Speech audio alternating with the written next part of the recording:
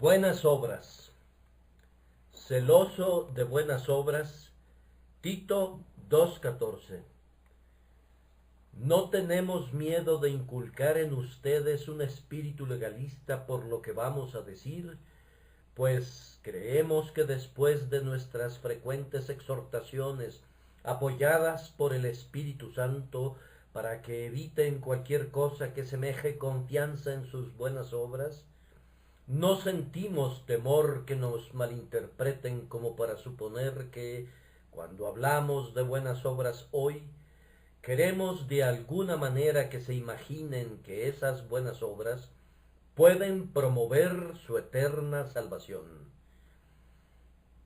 Nos esforzamos aquí arduamente el domingo antepasado para enseñarles la diferencia entre los dos pactos, el pacto de gracia y el pacto de obras. Les ruego que traten de recordar lo que dijimos en esa ocasión, y si por cualquier equivocación de la lengua dijésemos algo que pudiera parecer legalismo, cotejen ambos mensajes, y allí donde cometamos algún error sobre la grandiosa verdad de la justificación por fe, rechacen nuestro testimonio. Celoso de buenas obras. Hay algunos que nos oyen predicar alta doctrina y nos escuchan declarar constantemente que por gracia somos salvos por medio de la fe, y esto no de nosotros, pues es don de Dios. Por lo tanto, suponen que no podemos predicar sobre buenas obras y que no podríamos predicar un buen sermón de exhortación a los cristianos para que vivan en santidad.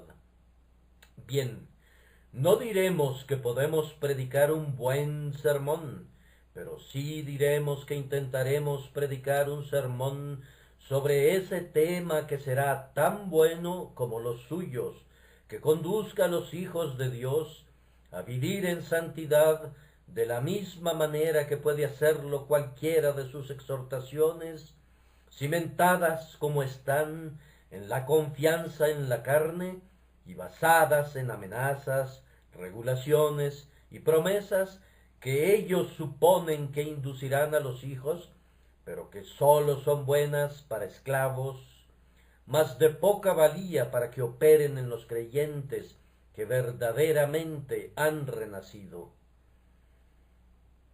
Los hijos de Dios conforman un pueblo santo. Para este propósito específico nacieron y fueron traídos al mundo para que fueran santos.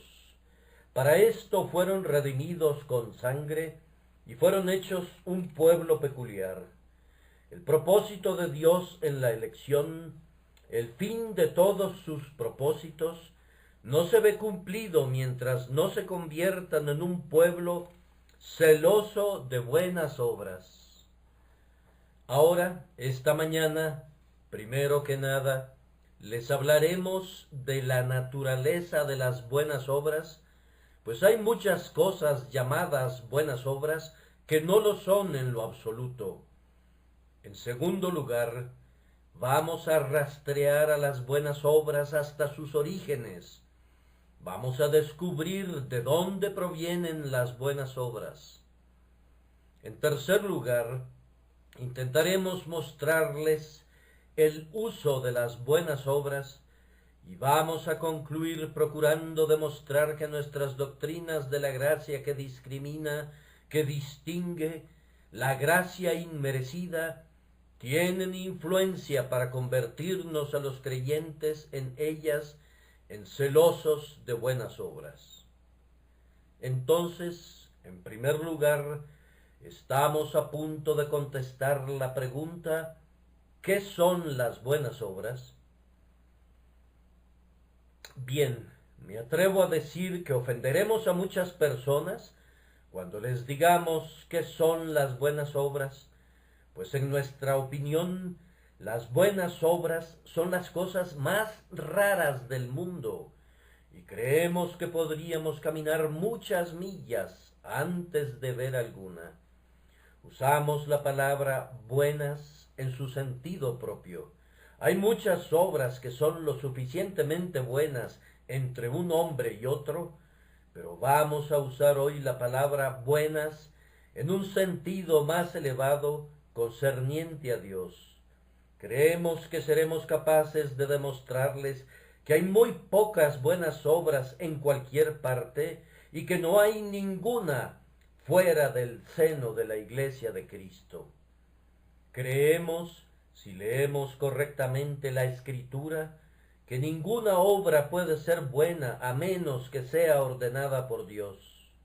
Esto elimina una gran porción de lo que los hombres hacen para ganar la salvación. El fariseo decía que él diezmaba la menta y el eneldo y el comino. ¿Podía demostrar él que Dios le mandaba diezmar su menta, su eneldo y su comino? Probablemente no. Decía que ayunaba muchas veces a la semana. ¿Podía probar que Dios le decía que ayunara? Si no, sus ayunos no eran obediencia. Si yo hago algo que no se me ordena que haga, no estoy obedeciendo al hacerlo. Vanas, entonces, son todas esas pretensiones de los hombres que, mortificando sus cuerpos, negando su carne, haciendo esto, eso o lo demás allá, pueden ganar el favor de Dios. Ninguna obra es buena a menos que Dios la mande. Un hombre puede construir una larga hilera de hospicios, pero si los construye sin referencia al mandamiento, no ha hecho ninguna obra buena. Además, ninguna obra puede ser buena a menos que se haga por un buen motivo. Y no hay ningún motivo que pueda llamarse bueno que no sea la gloria de Dios. El que hace buenas obras con miras a salvarse a sí mismo, no las hace por un buen motivo, porque su motivo es egoísta. Quien las realiza también para ganarse la estima de sus semejantes y por el bien de la sociedad, tiene un motivo laudable en lo que concierne a los hombres, pero es, después de todo, un motivo inferior. ¿Qué fin tenemos en mente? Si es el beneficio de nuestros semejantes, entonces que nuestros semejantes nos paguen. Pero eso no tiene nada que ver con Dios.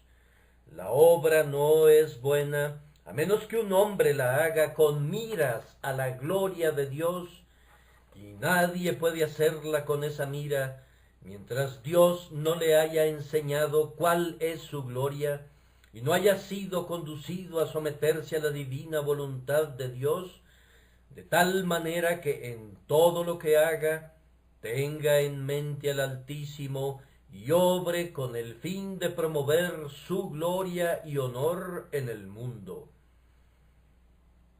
Amados, aun cuando nuestras obras sean hechas con los mejores motivos, no son buenas obras a menos que sean hechas con fe, pues sin fe es imposible agradar a Dios. Como Caín, podemos construir un altar y poner encima las primicias de la tierra, creyendo que es un sacrificio aceptable en sí, pero si está desposeído de la sal de la fe, allí se quedará. No será aceptado por Dios, pues sin fe es imposible agradar a Dios. Tráiganme a un hombre que toda su vida haya estado agotando su salud y su fortaleza por sus semejantes. Consíganme a un funcionario público que haya cumplido plenamente con su responsabilidad, que haya trabajado día y noche hasta afectar su salud, porque estaba convencido que Inglaterra espera que todo hombre cumpla con su deber, y deseaba hacerlo. Tráiganme a ese hombre. Déjenme ver todas sus obras de caridad. Permítanme ser testigo de la benevolencia más pródiga, de la generosidad más abundante. Díganme que, con una finalidad consistente, él ha trabajado siempre por su país. Y luego, Si no puede responder esta pregunta, ¿crees tú en el Hijo de Dios? Estaré obligado a decirle con toda honestidad que no ha hecho una solitaria obra buena en toda su vida en lo que concierne a Dios. Más aún, cuando tenemos fe en Dios y hacemos todas nuestras obras por el mejor de los motivos, aun entonces no tenemos ninguna solitaria buena obra mientras no sea rociada sobre ella la sangre de Cristo. Mirando todo lo que hemos hecho a lo largo de nuestras vidas, ¿podemos encontrar una solitaria cosa que nos atrevamos a llamar buena si no ha sido rociada sobre ella la sangre de Cristo? Concedamos que haya algo bueno en ella, pues el Espíritu la obró en nuestras almas.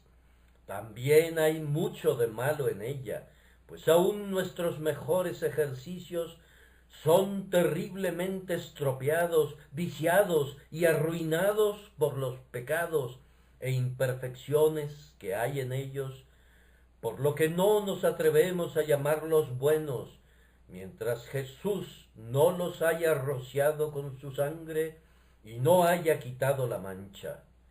Oh, cuán a menudo he pensado, ahora sí he trabajado arduamente para predicar la palabra de Dios.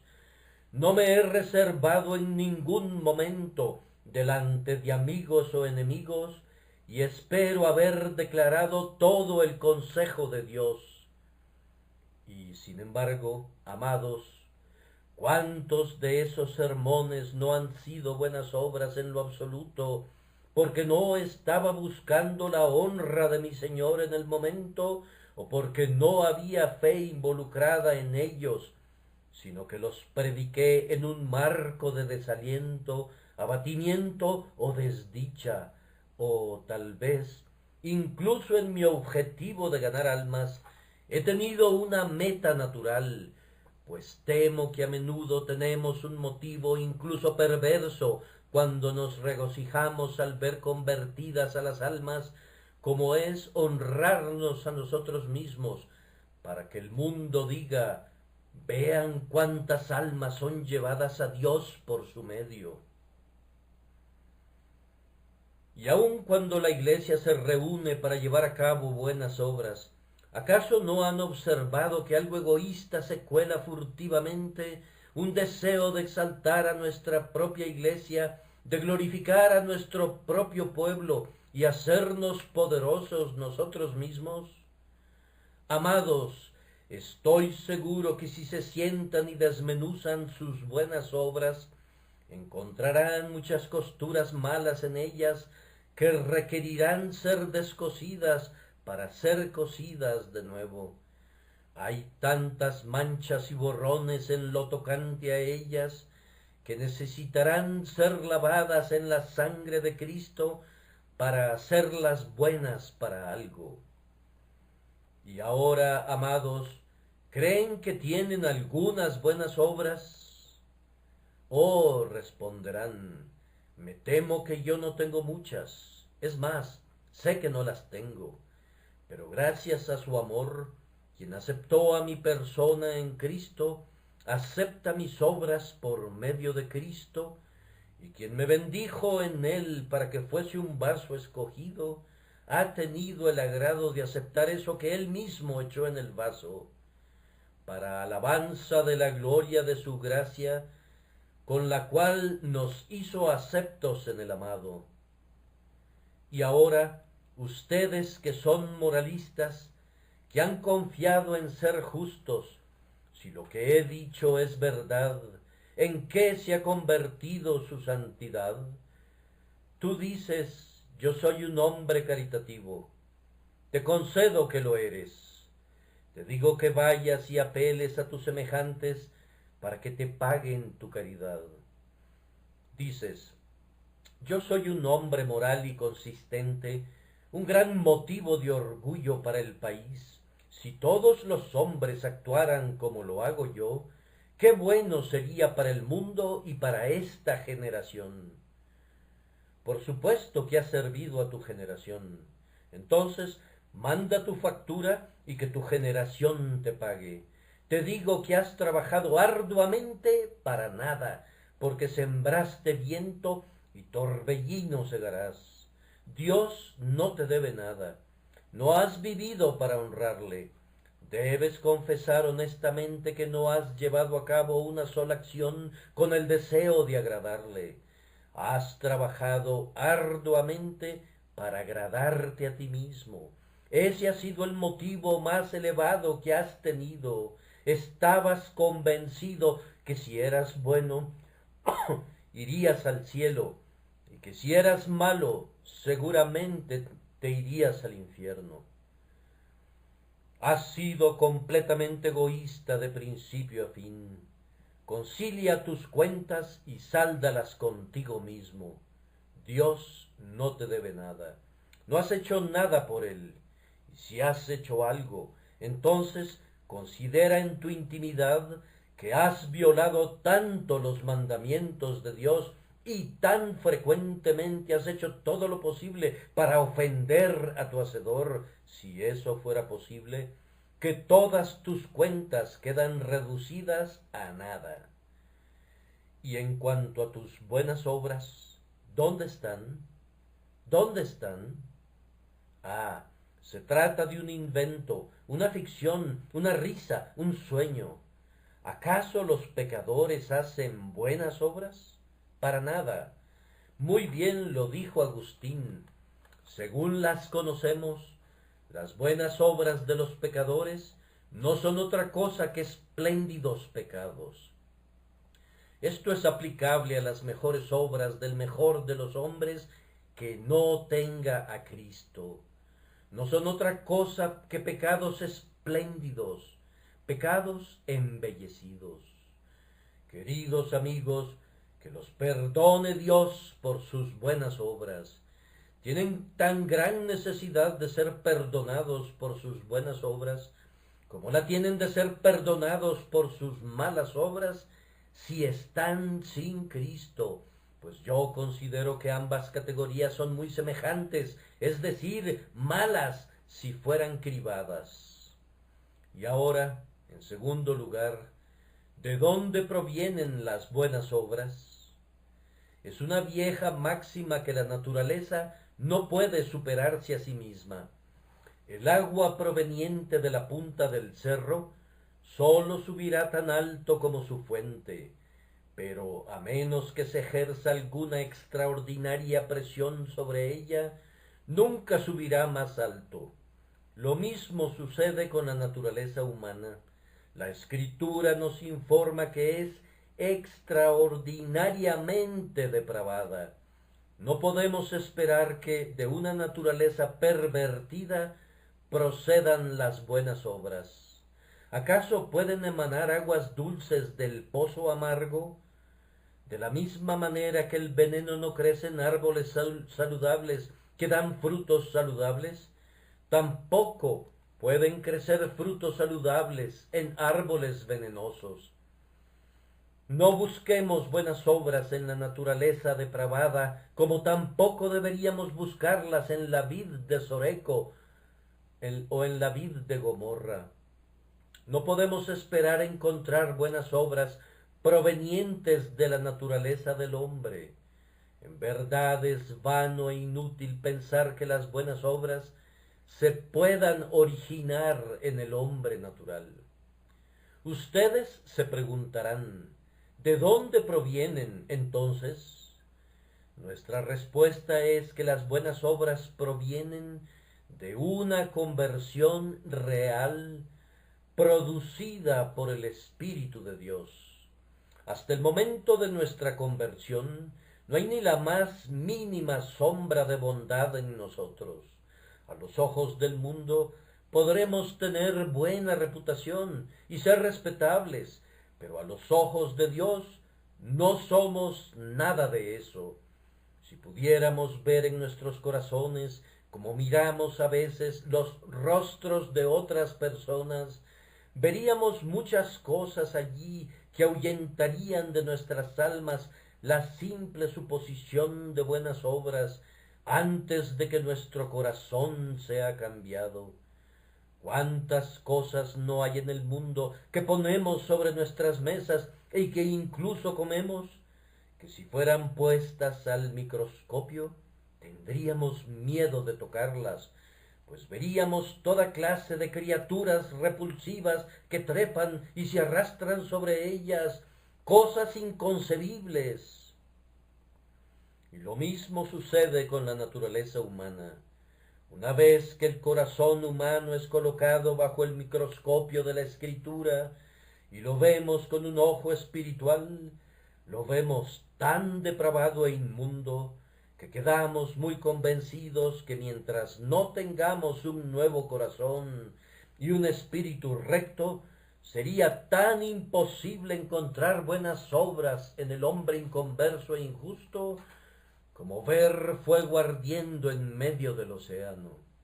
Las dos cosas serían igualmente incongruentes. Nuestras buenas obras, si es que las tenemos, brotan de una conversión real. Además, emanan de una constante influencia espiritual ejercida sobre nosotros desde el tiempo de la conversión hasta la hora de la muerte. Ah, cristiano, tú no tendrías buenas obras si no tuvieras una influencia renovada día con día. Descubrirías que la gracia que te fue dada en la primera hora no es suficiente para producir fruto hoy. No es como plantar un árbol en nuestros corazones que de sí mismo produce fruto naturalmente, sino que la savia sube de la raíz, que es Jesucristo. Nosotros no somos árboles independientes, sino que somos pámpanos injertados en la vid viva. Buenas obras, yo sé de dónde provienen ustedes. Vienen flotando en la corriente de la gracia, y si yo no tuviera esa corriente de gracia fluyendo siempre, nunca encontraría buenas obras que surgieran de mí. ¿Buenas obras de una criatura? Imposible. Las buenas obras son dones de Dios, son sus perlas escogidas que hace descender con su gracia. Y además, nosotros creemos que las buenas obras surgen de la unión con Cristo. Nosotros creemos que en la medida que un hombre se reconozca y se sienta uno con Jesús, será más santo. El propio hecho que Cristo y el cristiano se conviertan en uno vuelve al cristiano semejante a Cristo. ¿Por qué el carácter de un cristiano es semejante al carácter de Cristo? Únicamente por esta razón, porque Él es injertado y unido al Señor Jesucristo. ¿Por qué ese pámpano produce uvas? Simplemente porque ha sido injertado en la vid y por tanto participa de la naturaleza del tronco. Así que, cristiano, la única manera por la que puedes producir fruto para Dios es siendo injertado en Cristo y unido con Él. Ustedes, cristianos, que piensan que pueden caminar en santidad sin guardar una perpetua comunión con Cristo, han cometido un grave error. Si quieren ser santos, deben vivir cerca de Jesús. Las buenas obras brotan únicamente allí. De aquí sacamos las más poderosas razones contra cualquier cosa que se parezca a la confianza en las obras. Pues como las obras son únicamente el don de Dios, cuán completamente imposible es que un hombre que sea injusto, inconverso e impío produzca alguna buena obra por sí. Y si son dones de Dios, cuán poco mérito puede haber en ellas. De esta manera hemos tratado de seguir la huella de las buenas obras hasta sus orígenes y sus cimientos. Y ahora llegamos al tercer punto, que es: ¿para qué sirven las buenas obras? A mí me gusta ser llamado un antinomiano por esta razón. El término es aplicado generalmente a aquellos que sostienen firmemente la verdad y no la sueltan. Pero no me gustaría ser un antinomiano. No estamos en contra de la ley de Dios. Creemos que no es obligatoria como pacto de salvación, pero no tenemos nada que decir en contra de la ley de Dios, porque sabemos que la ley es espiritual, mas nosotros somos carnales, vendidos al pecado. Nadie nos acusará con verdad de ser antinomianos. Nosotros contendemos con los antinomianos, pero en cuanto a ciertas pobres almas que son tan inconsistentes como para decir que la ley no es obligatoria, y sin embargo tratan de guardarla con todo su poder, nosotros no contendemos con ellas.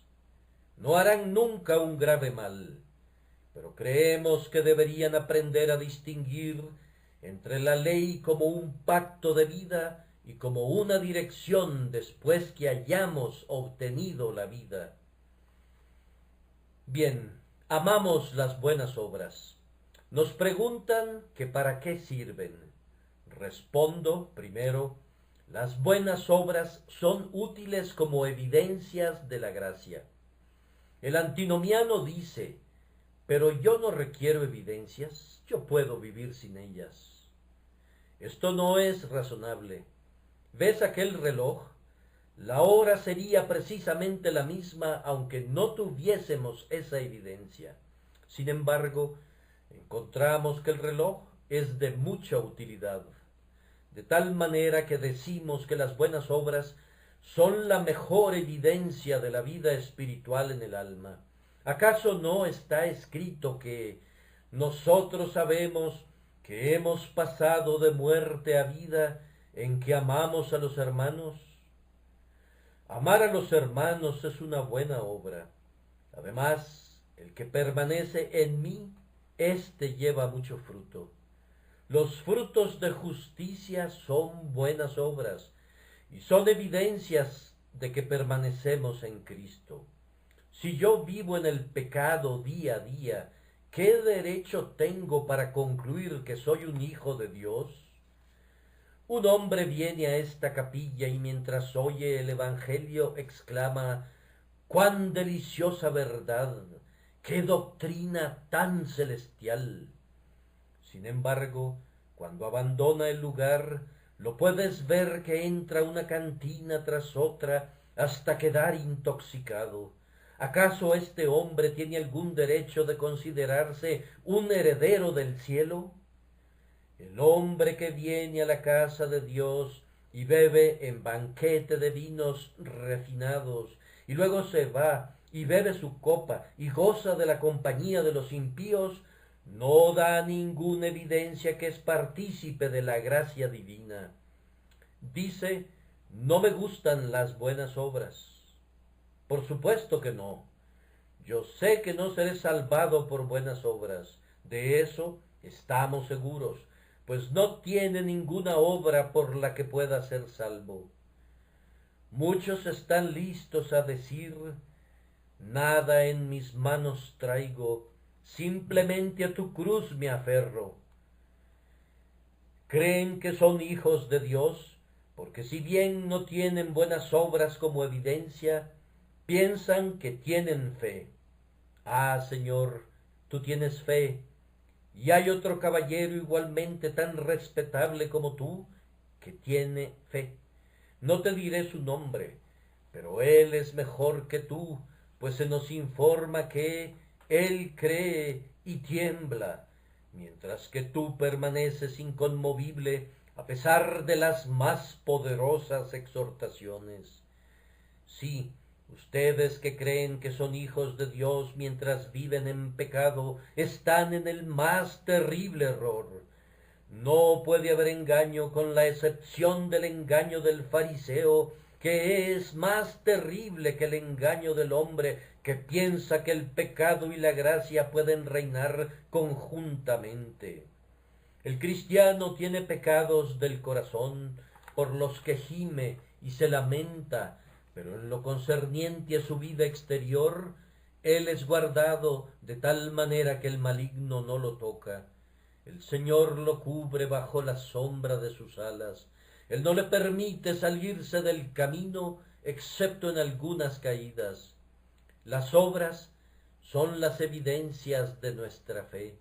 Por fe, nuestras almas son justificadas delante de Dios. Por obras, nuestra fe es justificada delante de nosotros mismos y de nuestros semejantes.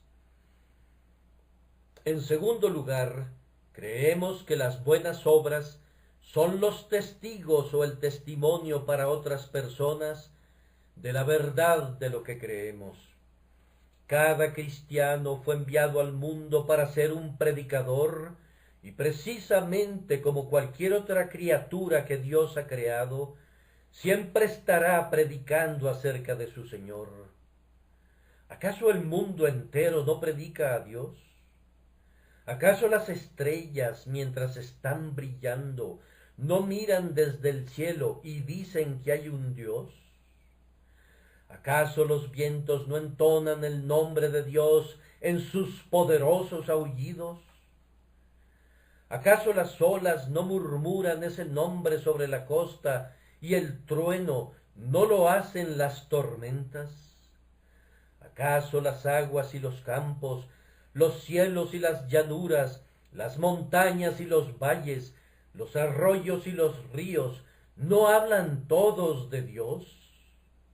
Lo hacen con toda seguridad, y una criatura nacida de nuevo, el hombre creado en Cristo, debe predicar a Cristo donde quiera que vaya. Este es el uso de las buenas obras. Predicará no siempre con su boca, sino con su vida. El uso de las buenas obras es que son el sermón de un cristiano. Un sermón no es lo que un hombre dice, sino lo que hace. Los que practican están predicando. No es predicar y practicar, sino que practicar es predicar. El sermón que es predicado con la boca se olvida pronto, pero lo que predicamos mediante nuestras vidas nunca se olvida. No hay nada como una práctica fiel y una vida santa si queremos predicarle al mundo. La razón por la que el cristianismo no avanza a pasos más agigantados es simplemente esta, que quienes profesan la fe son en gran medida una deshonra para la religión, y muchos de aquellos que se han unido a la Iglesia no tienen más piedad que los que están fuera de ella. Si yo predicara un sermón tan contradictorio un domingo como algunos de ustedes lo han predicado la mayor parte de sus vidas, al salir dirían: no regresaremos más hasta que él no sea un poco más consistente consigo mismo. Hay una diferencia hasta en el propio tono de voz de algunas personas cuando están en la capilla, sumidas en oración, que cuando están en el taller. Difícilmente las podríamos considerar las mismas personas. Fuera con su inconsistencia. Profesantes, cuídense de que sus inconsistencias no borren su evidencia y de no ser encontrados manifestando no inconsistencia, sino la más terrible consistencia al vivir en el pecado y la iniquidad, y por tanto siendo consistentes en la hipocresía. En tercer lugar, las buenas obras son útiles como un atavío para un cristiano. Todos ustedes recordarán ese pasaje de las Escrituras que nos dice cómo debe ataviarse una mujer. Vuestro atavío no sea el externo de peinados ostentosos, de adornos de oro o de vestidos lujosos, sino el interno, el del corazón, en el incorruptible ornato de un espíritu afable y apacible. El atavío de las buenas obras El atavío con el que esperamos entrar en el cielo es la sangre y la justicia de Jesucristo, pero el adorno de un cristiano aquí abajo es su santidad, su piedad, su consistencia. Si algunas personas tuvieran más piedad, no requerirían de un vestido tan llamativo, no tendrían necesidad de maquillarse siempre para distinguirse. Los mejores aretes que puede usar una mujer son los aretes de oír la palabra con atención. El mejor de los anillos que podemos usar en nuestro dedo es el anillo que el Padre puso en el dedo del Hijo pródigo cuando fue traído de regreso. Y la mejor ropa que podremos usar jamás es la vestidura confeccionada por el Espíritu Santo, el vestido de una conducta consistente. Pero es maravilloso que, mientras muchos están tomándose todas las molestias para arreglar este pobre cuerpo, tienen muy pocos atavíos para su alma. Olvidaron vestir su alma. Oh, no, llegaron muy tarde a la capilla, todo debido a ese otro prendedor del que podrían haber prescindido. Ellos vienen justo cuando el servicio está comenzado, porque en verdad tienen tanto que ponerse que no podrían estar aquí a tiempo. Y hay hombres y mujeres cristianos que olvidan lo que Dios ha escrito en su palabra, tan verdadero ahora como lo ha sido siempre, que las mujeres deben arreglarse con modestia. Tal vez sería algo bueno que regresáramos a la regla de Wesley, es decir, abandonar el atavío del mundo y vestirnos tan sencilla y nítidamente como los cuáqueros, aunque, ellos tristemente han abandonado su primitiva simplicidad. Me veo obligado a apartarme a veces de lo que llamamos las elevadas cosas del Evangelio, pues realmente, por las apariencias externas, no podemos distinguir a los hijos de Dios de los hijos del diablo, y deberían existir diferencias. Debería haber alguna distinción entre los unos y los otros, y aunque la religión permite la distinción de rango y vestido, sin embargo, todo en la Biblia clama contra el hecho de que nos ataviemos y nos volvamos orgullosos en razón de la belleza de nuestro atavío. Algunos dirán, yo quisiera que dejaras ese tema en paz. Por supuesto que quieren, porque se aplica a ustedes. Pero no dejamos de tocar ningún punto que creamos que se encuentre en las Escrituras, y aunque para mí el alma de un hombre es de suma importancia, la honestidad para con la conciencia de cada uno y la honestidad para conmigo mismo exigen que siempre hable de lo que considere un mal que se propaga en la Iglesia. Debemos cuidarnos siempre que en todo nos apeguemos, en la medida de lo posible, a la palabra escrita. Si necesitan atavíos, aquí están. Aquí hay joyas, anillos, vestidos y todo tipo de ornamentos. Hombres y mujeres, ustedes se pueden vestir hasta que brillen como ángeles. ¿Cómo pueden hacerlo? Vistiéndose de benevolencia, de amor a los santos, de honestidad y de integridad, de rectitud, de piedad, de amabilidad fraternal y de caridad. Estos son los atavíos que los propios ángeles admiran y que incluso el mundo admira, pues las personas admiran al hombre y a la mujer que están arreglados con las joyas de una vida santa y de una conversación piadosa. Les suplico, hermanos, en todo adornen la doctrina de Dios nuestro Salvador.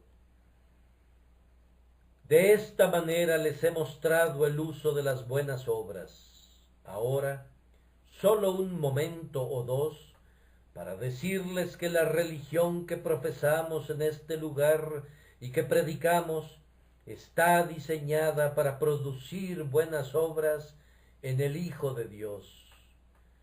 Algunos afirman que el llamado calvinismo, que es un alias del verdadero evangelio, está calculado para inducir a los hombres al pecado. Ahora vamos a refutar eso, simplemente recordándoles que el pueblo más santo del mundo ha sido aquel que profesó la doctrina que nosotros sostenemos. Si ustedes preguntasen quiénes fueron las grandes luces morales del mundo en la Edad Media, la respuesta será personas como Atanasio, Ambrosio y Crisóstomo. Y luego, acercándonos más, hombres tales como Wycliffe, Jerónimo de Praga y Calvino. Y cada uno de estos sostuvo las doctrinas que proclamamos con entusiasmo. Y sólo permítanme recordarles que nunca hubo mejores hombres en el mundo que los puritanos, y cada uno de ellos sostuvo con firmeza la verdad que amamos. Me encontré un comentario en un libro el otro día que me agradó tanto que decidí leerlo ahora.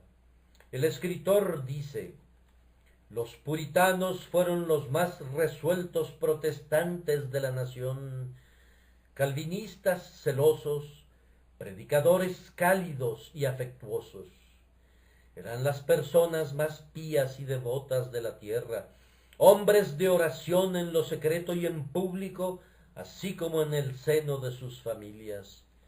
Su estilo de devoción era ferviente y solemne, dependiente de la ayuda del Espíritu Divino. Tenían una profunda reverencia para el santo nombre de Dios y eran enconados enemigos no sólo de los juramentos profanos, sino de la plática insensata y de las burlas. Eran estrictos observantes del día del Señor, dedicando todo el día a la devoción en público y en privado y a la caridad. Era marca distintiva de un puritano en aquellos tiempos verlo asistir a la iglesia 2 veces al día con su Biblia bajo el brazo. Y mientras otros se dedicaban al juego y a las distracciones, a las parrandas, a caminar por los campos o a la diversión del boliche, la esgrima, etc., estos, desde la víspera del día de reposo, se dedicaban con la familia a leer las Escrituras, a cantar salmos, a repasar sermones, a catequizar a sus hijos y a la oración. Y esta actividad la llevaban a cabo no sólo el día del Señor, sino que tenían sus horas de devoción familiar durante los días de semana. Eran circunspectos en cuanto a todo exceso en la comida y en la bebida, en la ropa y en las diversiones sanas. Eran frugales, diligentes, honestos en sus tratos y solícitos en dar a cada quien lo que le correspondía. Ese es un noble testimonio hacia la verdad puritana y el poder del Evangelio. Un sabio infiel dice que los calvinistas y jansenistas, cuando son comparados con sus antagonistas, se han destacado no en menor grado en las virtudes más rígidas y respetables. Ellos han sido un honor para su propia época y el mejor modelo de imitación para las generaciones sucesivas. Imagínense a un infiel hablando así. Creo que fue infiel quien dijo: vayan a escuchar a un arminiano para oír hablar de buenas obras, pero vayan a un calvinista para ver cómo exhibe esas obras. Y aún el doctor Priestley, que era un unitariano, admite que los que sostienen las doctrinas de la gracia se conforman menos al mundo y tienen un principio mayor de religión que nuestros propios seguidores, y quienes con base en un principio de la religión atribuyen más a Dios y menos al hombre que otros, tienen la mayor elevación de piedad. Y precisamente ahora que los unitarianos están trayendo a todos sus grandes hombres, tan grandes que nunca habíamos escuchado sus nombres hasta este día, y están haciendo todos sus esfuerzos en Londres para conseguir adeptos para el unitarianismo, solo les diríamos este hecho. El doctor Priestley atribuye la frialdad del unitarianismo a la realidad que se han vuelto más indiferentes hacia la doctrina religiosa, y eso explica que sus capillas no tengan mucha asistencia, afirmando que los unitarianos tienen muy poco apego a sus doctrinas religiosas. ¡Cuánta misericordia! Pues si continuaran aferrándose a ellas, inevitablemente se perderían. Un hombre que niega la divinidad de Cristo se perderá con certeza. Es inútil que afirmen ser cristianos, muy bien podrían afirmar que son santos ángeles. La mejor prueba que puedo ofrecerles de la santa influencia de nuestras doctrinas es este grandioso hecho, a saber, que en cada época aquellos que han sostenido las doctrinas de la gracia han mostrado en sus vidas una santa conducta y una santa conversación. Pero además, al recorrer rápidamente las doctrinas, preguntamos, ¿qué podría ser más santos a los hombres que las verdades que predicamos?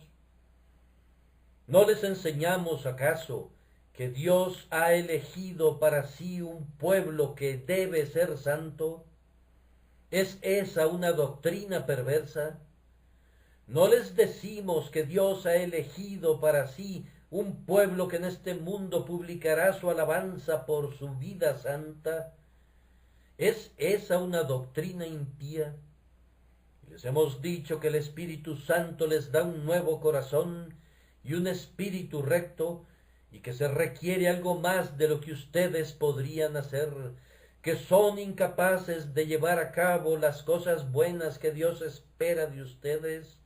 Por lo tanto, Dios el Espíritu debe renovarlos. ¿Llaman a eso una doctrina malvada? ¿Es acaso perversa la doctrina que los hombres son depravados por naturaleza y que necesitan gracia regeneradora? Y la doctrina de que los verdaderos santos perseverarán hasta el fin es malvada. Me parece que lo que se opone a estas doctrinas es precisamente lo más perverso del mundo. ¿Acaso es perversa la doctrina de que únicamente los creyentes tienen un interés en la sangre de Cristo? La doctrina que predico, que Cristo ha redimido únicamente a los que viven en santidad, habiendo sido conducidos a ello por el Espíritu Santo, ¿es impía? No lo creo. Retamos a todos aquellos a quienes les encanta hablar en contra de nuestras doctrinas, que demuestren que una sola de ellas tiene algún componente impío. ¿Nos acusas porque no apoyamos las buenas obras? Ven y trata de entrar a nuestra iglesia, y pronto tendrás una prueba que estás equivocado. Vamos, no te recibiríamos, caballero, aunque nos dieras 1000 libras esterlinas, si no te consideráramos un hombre santo. Si no tienes buenas obras, pasará mucho tiempo antes de que te recibamos. Y si vivieras en el pecado y en la injusticia, y te introdujeras subrepticiamente en nuestra iglesia, saldrías en una semana, pues pronto serías reportado al pastor y a los diáconos, y podrías comprobar que sostenemos la necesidad de las buenas obras. Si no las exhibieras diariamente, te echaríamos fuera, pues no queremos tener comunión con las obras infructíferas de las tinieblas, sino que más bien las reprobamos. Nuestro orden eclesiástico es la mejor refutación de esa calumnia. ¿Qué más podemos agregar entonces? Esperamos haber demostrado nuestros puntos a todos los hombres honestos y consistentes. Únicamente los despedimos a ustedes, hipócritas, con este mensaje resonando en sus oídos: si alguno no tiene el Espíritu de Cristo, no es de él. A menos que vivan según Cristo, no estarán con Cristo al final. Si su espíritu no es santificado en este mundo, Dios no los santificará cuando vengan delante de su trono. Pero ustedes, pobres pecadores, que no tienen ninguna santidad propia y que no tienen buenas obras, sé que no tienen ninguna porque no son hijos de Dios. ¿Sienten que no las tienen? Vengan entonces, y Cristo les dará algo. Él se dará a sí mismo a ustedes. Si creen en el Señor Jesús, Él les lavará de todos sus pecados, les dará un nuevo corazón, y de aquí en adelante la vida de ustedes será santa, su conducta será consistente. Él les guardará hasta el fin, y con toda certeza serán salvos. Que Dios bendiga este testimonio para cualquiera que esté viviendo en pecado, para que pueda ser rescatado de él por Cristo nuestro Señor. Amén.